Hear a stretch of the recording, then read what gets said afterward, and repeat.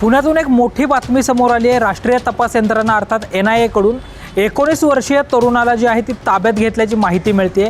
साफवान शेख असं या तरुणाचं नाव आहे। 19 वर्षीय या साफवान शेख कडून मोबाईल आणि अन्य इलेक्ट्रॉनिक वस्तू ज्या आहेत त्या देखील जप्त करण्यात आलेल्या आहेत। NIA कडून मागच्या काही दिवसांपासून धाडसत्र संपूर्ण महाराष्ट्रामध्ये सुरू आहे।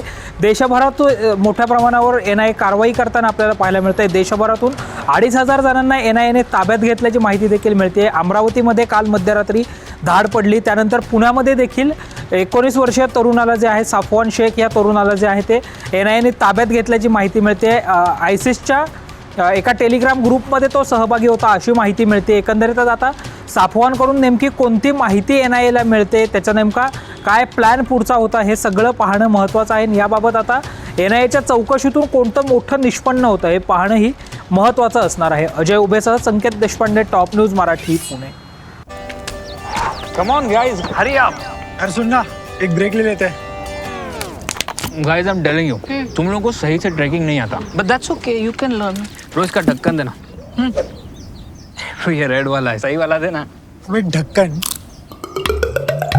पहले तो सही पानी पीना।